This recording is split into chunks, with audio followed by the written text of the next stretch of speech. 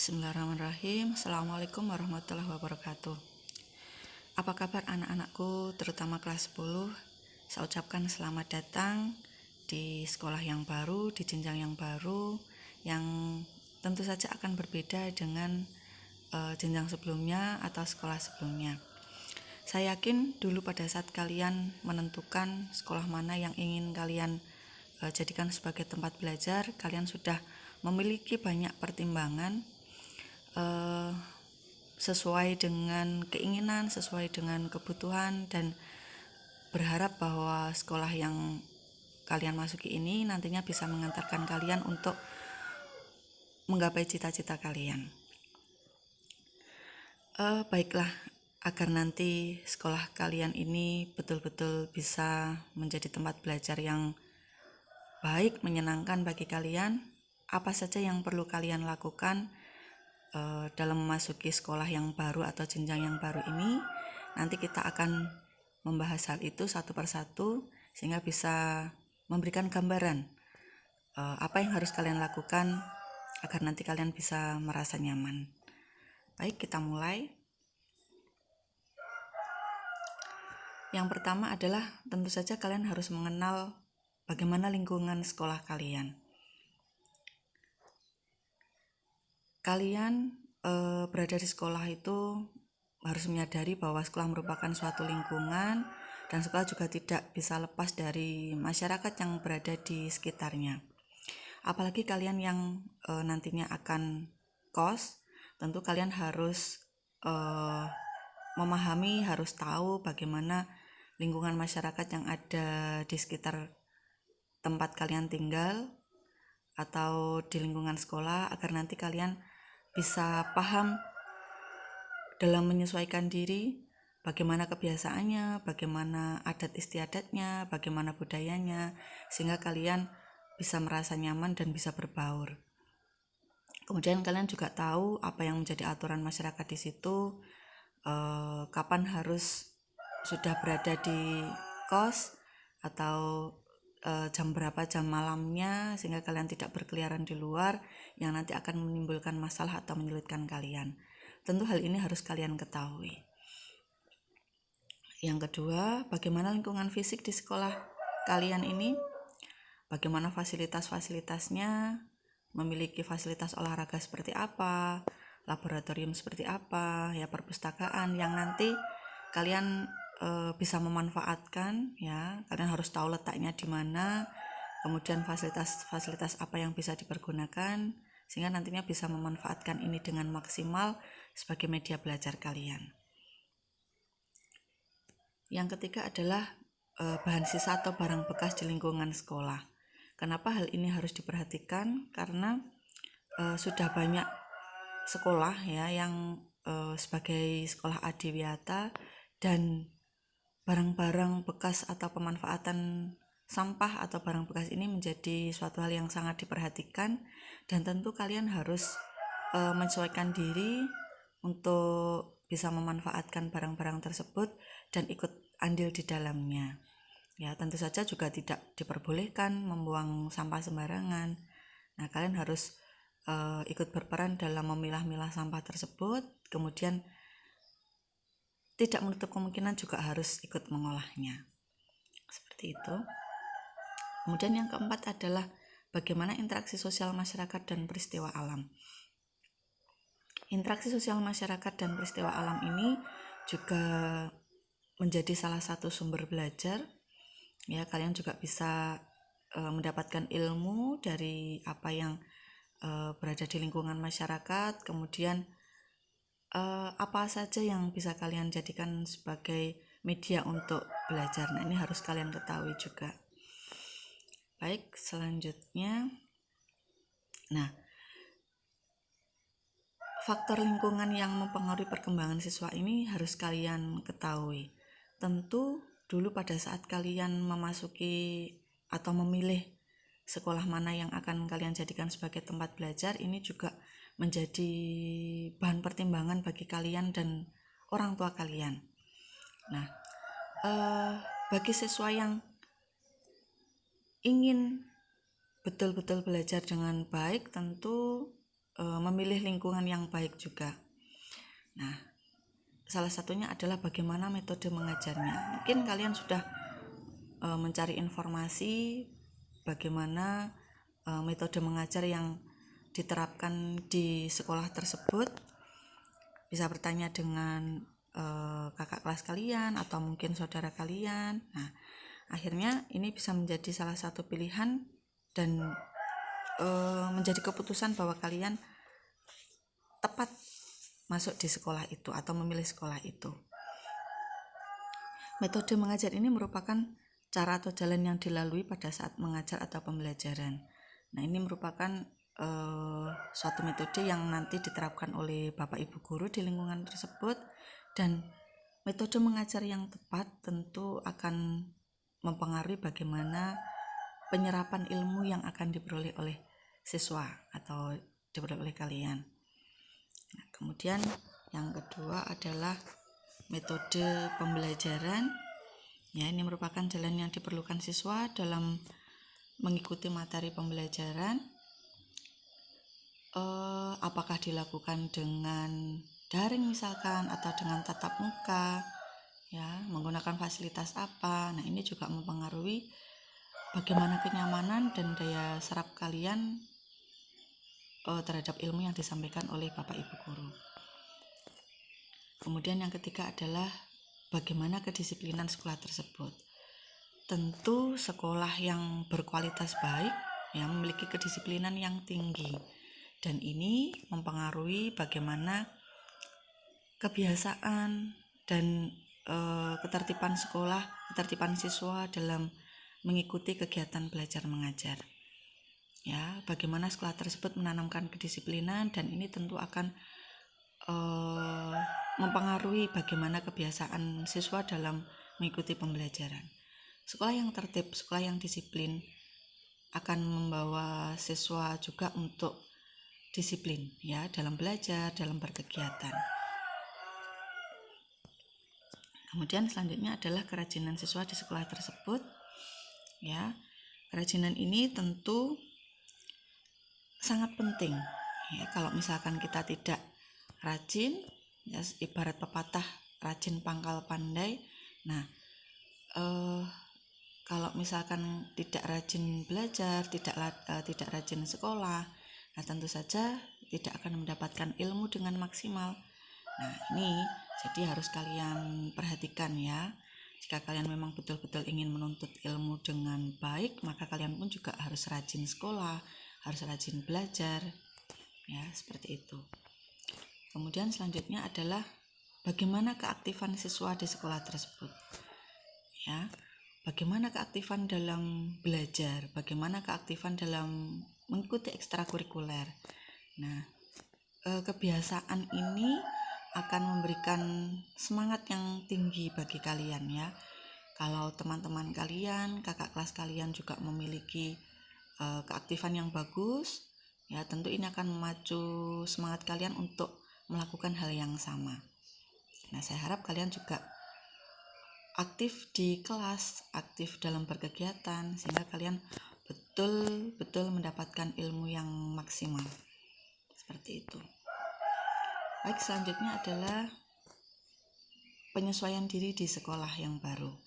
Nah, tentu penyesuaian diri ini tidak lepas ketika kita memasuki lingkungan yang baru. Mana saja, tidak hanya sekolah. Ya, kalau kita tidak segera menyesuaikan diri, tentu kita akan mengalami kesulitan. Ya, bagaimana kebiasaan sekolah tersebut. Baik, kita bahas satu persatu. Yang pertama adalah penyesuaian diri ini diartikan sebagai suatu adaptasi, ya, mempertahankan eksistensi, kemudian bisa survive, ya, bisa berjuang, kemudian merasa sejahtera jasmani dan rohani, ya, sehat, semangat, tidak tertekan seperti itu, kemudian mampu mengadakan relasi yang memuaskan sesuai tuntutan sosial. Nah, tentu kalian harus mulai membaca situasi. Bagaimana lingkungan sekolah tersebut. Kemudian kalian juga harus mengenal kakak kelas, ya, bagaimana kebiasaan mereka, bagaimana teman-teman baru kalian. Nah, kalian Dengan cara seperti ini kalian mulai bisa mengadakan suatu hubungan, ya, relasi dengan mereka yang nanti bisa membuat kalian merasa nyaman, ya, seperti itu. Kemudian adaptasi ini juga diartikan sebagai konformitas, di mana kalian bisa menyesuaikan sesuatu dengan standar atau prinsip di sekolah tersebut. Bagaimana visi dan misinya, apa yang menjadi prinsip utama sekolah tersebut. Nah, tentu kalian harus memahami itu dan mulai menyesuaikan diri, ya, sejalan, ya, menyesuaikan visi misi dan visi misi sekolah dan visi misi kalian untuk menggapai cita-cita kedepannya. Ini harus sejalan. Ya, kemudian selanjutnya adalah penguasaan, artinya menguasai lingkungan. Kalian harus memiliki kemampuan untuk membuat rencana dan mampu mengatasi konflik atau masalah jika masalah itu muncul, ya. Tentu kalian harus memiliki visi dan misi kedepannya hubungannya dengan itu, ya, dan ketika muncul suatu masalah kalian mampu untuk menyelesaikan, ya, bisa keluar, tahu bagaimana cara mengatasi. Nah, ini kalian harus menguasai hal tersebut, ya, menguasai medan ibaratnya. Kemudian adaptasi juga diartikan sebagai mengalami kematangan emosional. Artinya kalian memiliki kematangan emosi yang bagus. Ketika muncul suatu masalah kalian bisa merespon dengan baik, ya. Kemudian menyelesaikan atau tidak menimbulkan masalah yang baru, ya, artinya kalian bisa menguasai diri, ya, dan bisa mencari jalan keluar yang baik, ya, seperti itu. Kemudian selanjutnya, bagaimana proses penyesuaian diri ini? Proses penyesuaian diri ini merupakan proses bagaimana individu mencapai keseimbangan diri dalam memenuhi kebutuhan sesuai dengan lingkungannya, ya. Bisa menyesuaikan antara kebutuhan pribadi dengan aturan atau prinsip yang berlaku di sekolah tersebut. Ya, kalian merasa sejalan, kalian merasa nyaman, ya, kemudian bisa mengalami atau bisa melalui dengan baik. Ya, penyesuaian diri ini dikatakan berhasil jika kalian dapat memenuhi kebutuhan dengan cara yang wajar, ya, dengan cara yang wajar, kemudian dapat diterima di lingkungan tersebut, ya, tidak menimbulkan masalah, ya, tanpa merugikan, ya, artinya seperti itu. Bisa diterima dengan wajar, kalian merasa nyaman sesuai dengan aturan yang berlaku di sekolah tersebut. Kemudian bagaimana penyesuaian diri yang dikatakan positif?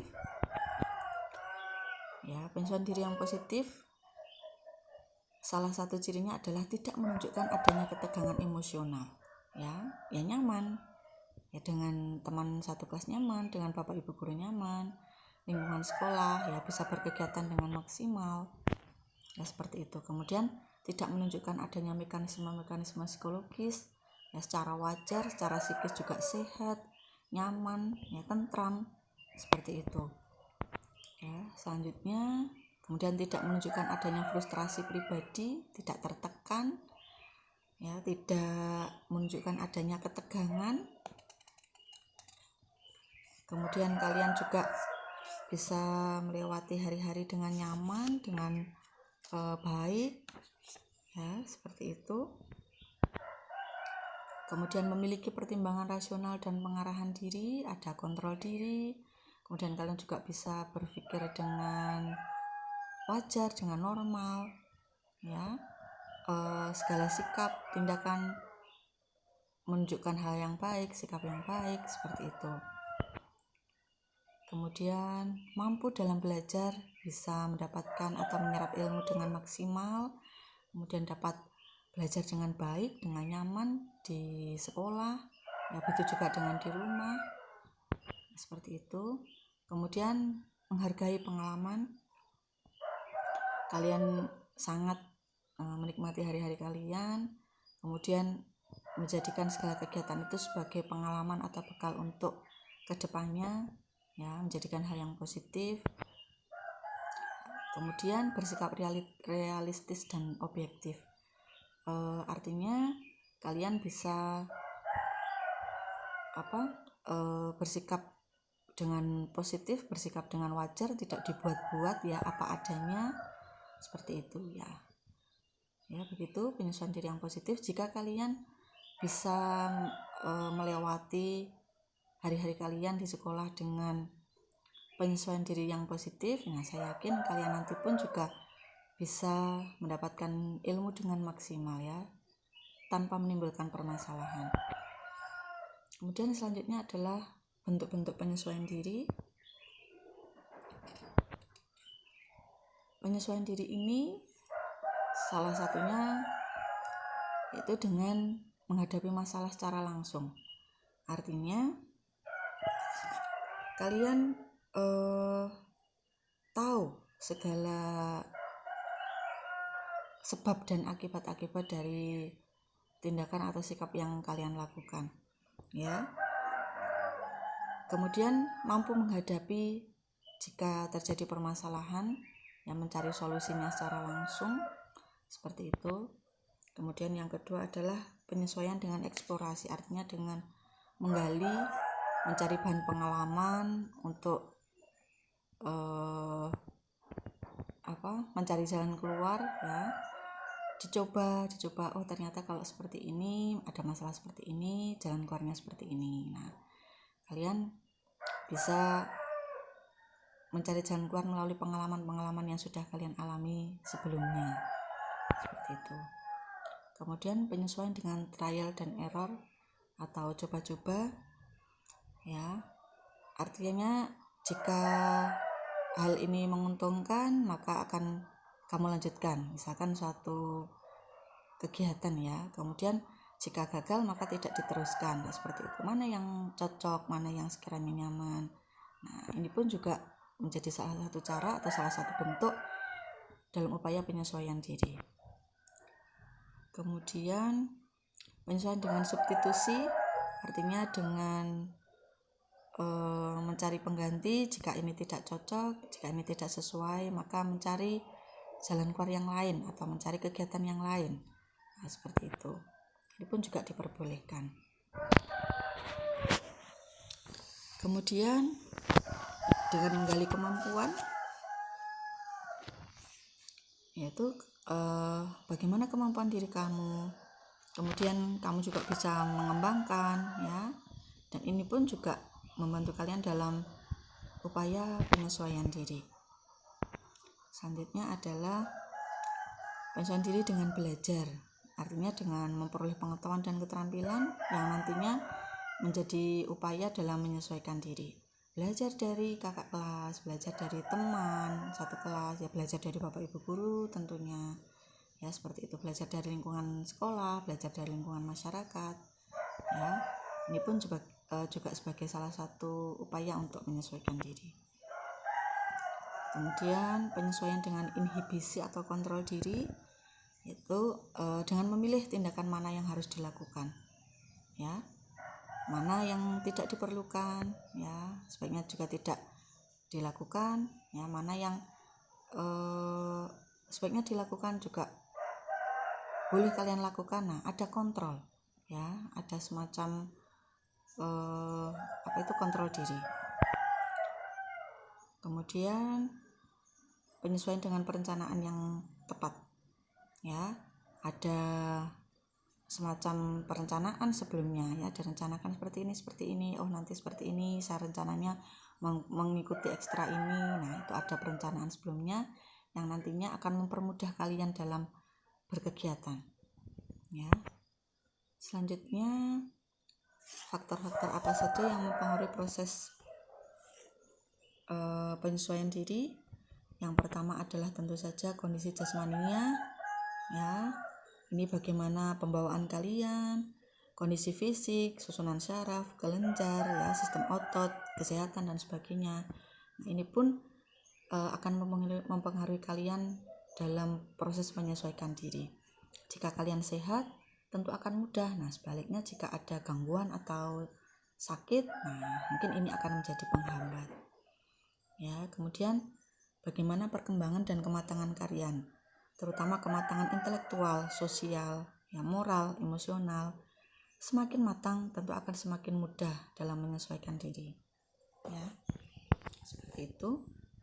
Kemudian aspek psikologis yang meliputi pengalaman, belajar, pembiasaan, determinasi diri, frustrasi, dan konflik.